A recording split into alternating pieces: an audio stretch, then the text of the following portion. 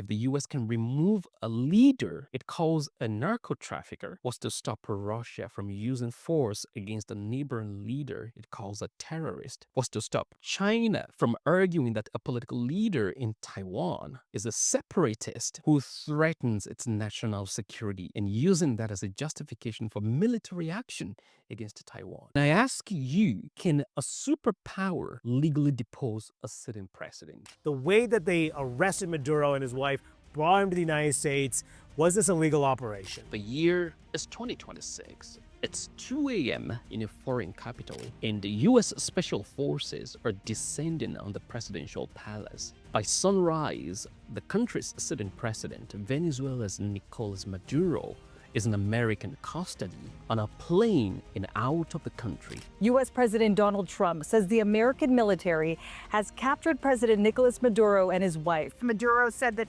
he was kidnapped from his home in Caracas. To some, the operation is a heroic strike against tyranny, a win for freedom. Venezuelan communities around the world are celebrating the streets. In Washington, the White House confirms the action was taken as a direct presidential order. But behind the headlines and the cheering, there is a simple and frankly terrifying legal question. It wasn't, was this a good idea or not? But was it legal? The answer, it turns out, could unravel the entire system that has tried to keep global peace for over 75 years. Again, I ask, can a superpower legally depose a sitting president? Let's talk about it this time, and if you get any value from this video, I want you to click on the subscribe button and wait until the very end of this conversation and you'll find out why. Let's get into it.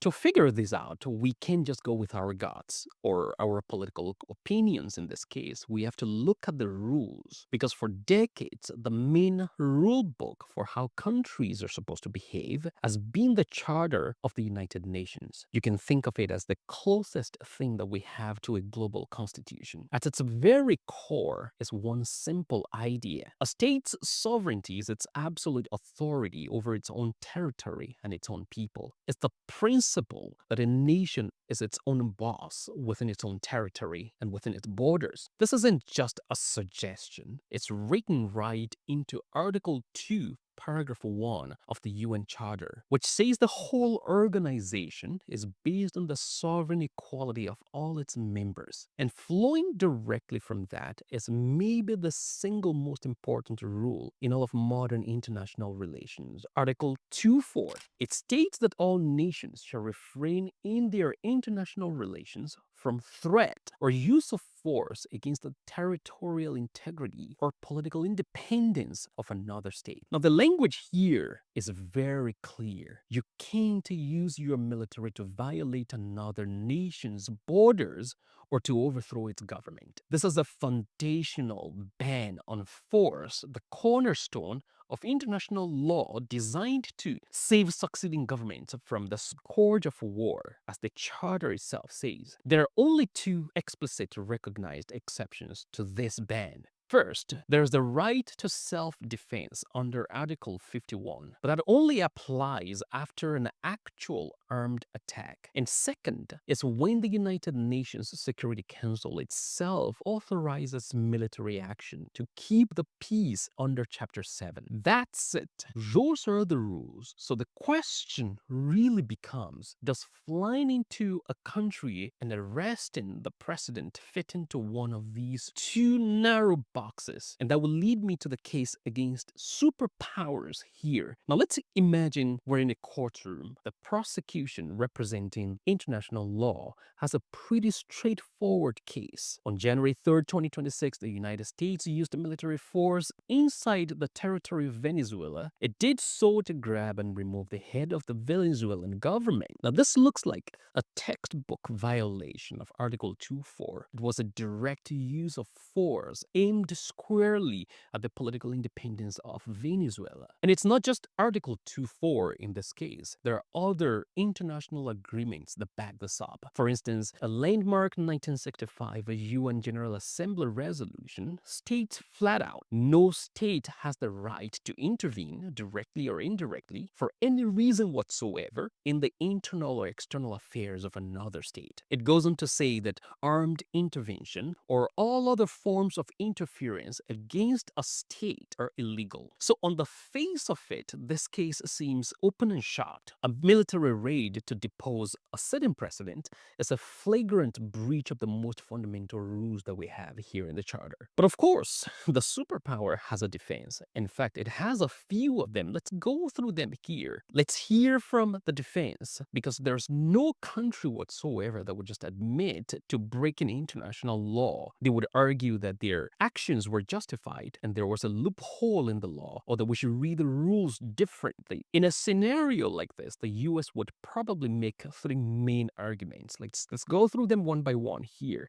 The first one, the humanitarian intervention argument. The defense will lay out all the evidence of the Maduro's government's abuses, many of them, like the shattered economy, the political oppression, the violently suppressed protest, rigged elections, security forces implicated in extrajudicial killings, torture, arbitrary detention, and the sufferings of Venezuelan people over several decades now. All of that will be laid out before them. They would argue that their action was a necessary evil to stop a humanitarian catastrophe. This argument actually leans on a newer idea called the responsibility to protect, or popularly called R2P. R2P says that sovereignty isn't just a right, it's a responsibility. A country has a duty to protect its own people from things like genocide and war crimes. And if it completely fails to do that, the responsibility falls to the rest of the world. But here's the fatal flaw in that argument.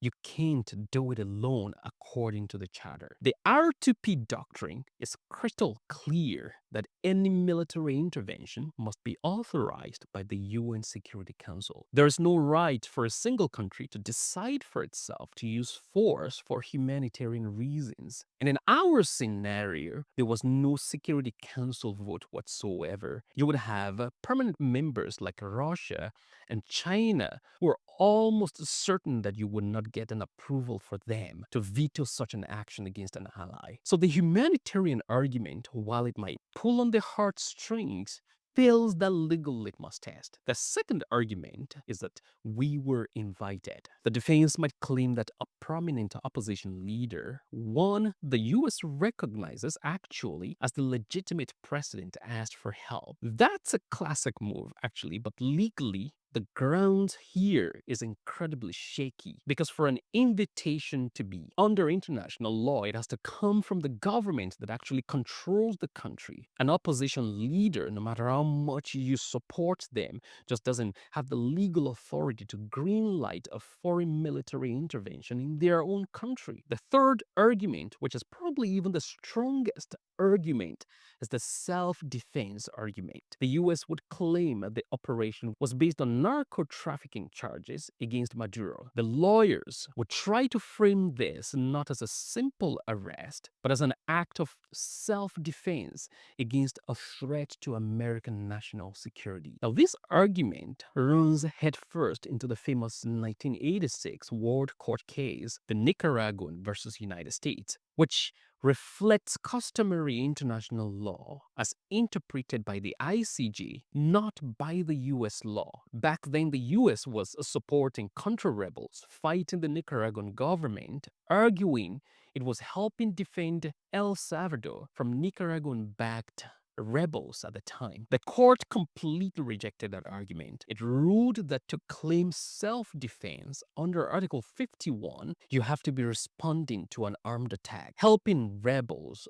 or other forms of interference just wasn't the same thing as armed attacks. The court actually found the US had violated international law, and the parallels between that, in this case against Maduro, is stacked, in my opinion. Accusations of drug trafficking, no matter how serious you consider them to be, do not meet the high bar of an armed attack that would legally justify an invasion to grab a sitting president in a sovereign nation. Now, one extra thought here, because many would say actually that Maduro wasn't the legitimate leader of Venezuela. He lost the elections anyways. He was a dictator. And countries like Canada didn't even recognize him as the leader. All of that are true, and it still doesn't solve the legal problem that I'm talking about here. International law doesn't protect government, it protects territory. Recognition is political, sovereignty is legal. There's no clause whatsoever, according to my reading in the UN Charter, that says borders disappear when a leader is corrupt or criminal or authoritarian in nature. If that were so, every powerful nation on earth would actually become the global judge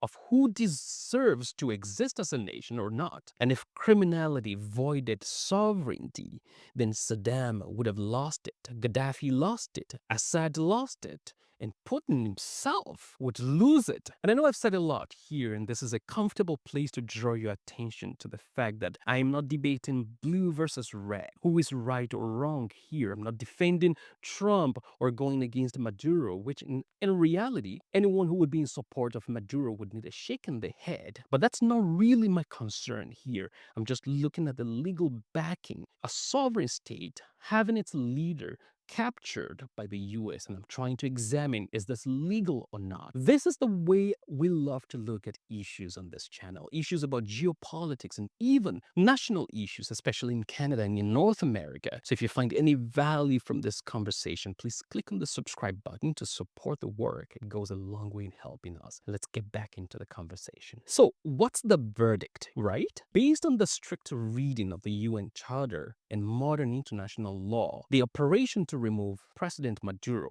was illegal. It was a use of force against the political independence of a sovereign state, violating Article 2.4. It doesn't fit into the two narrow exceptions the Charter allows. It wasn't authorized by the UN Security Council, so it can't be a legal humanitarian intervention. It wasn't a response to an armed attack, so it fails the self-defense test laid out in Article 51 and confirmed by the World Court. The argument that he's a dictator or a criminal from a legal standpoint simply isn't a recognized justification for one country to forcibly remove the leader of another. If this action was illegal and nothing happens, then the lesson for the world isn't really about Venezuela. It's about what rules actually survive when it comes in contact with a superpower. And this brings us back to the terrifying question that I asked from the beginning. Can a superpower legally depose a sitting president? If the action was clearly illegal according to all these documents that I have referenced, how could it happen? And what does it mean for the rest of us, for you and I? But welcome to the great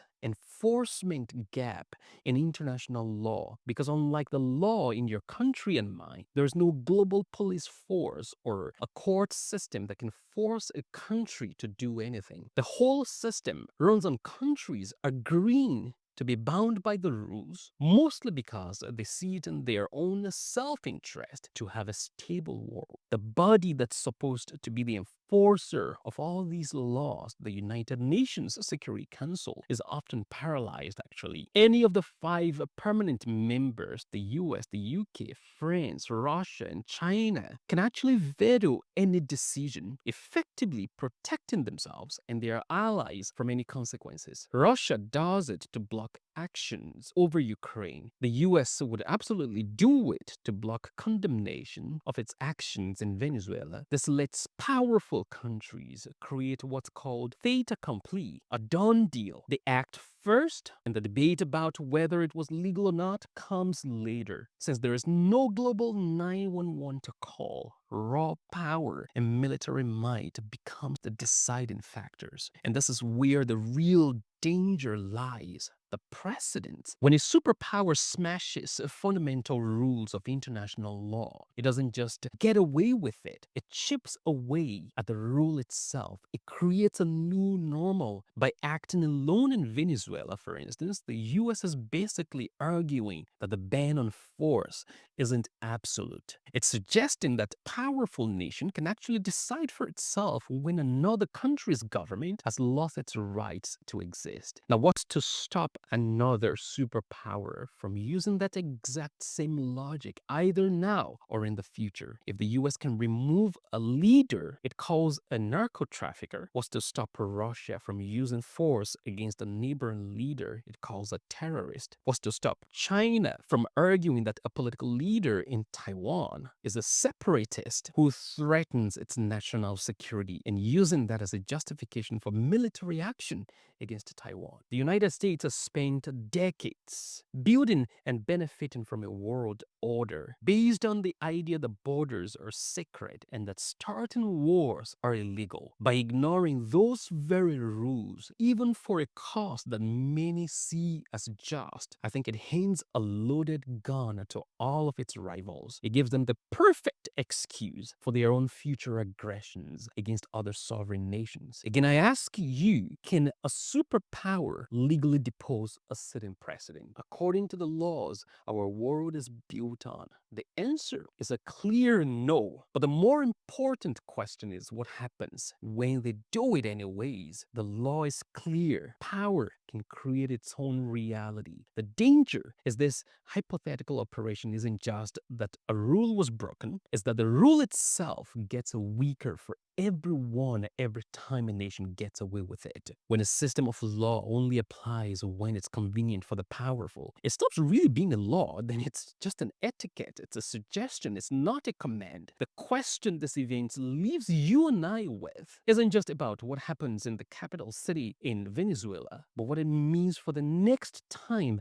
a powerful nation decides the rule no longer applies to them as well, and the next time after that when another nation would apply it, and the next time, and the next time. Now, this episode is the first of the three-part series covering this story, and if you found any value in this episode, I want you to check out this video here and support the effort on this channel by simply clicking on the subscribe button, and that will be very helpful for us. Well, I want to know what you think about this in the comment section. I respond to every comment that goes beyond slogans. Let's chat in there. I'll see you very soon. Take care. Bye-bye. Bye-bye.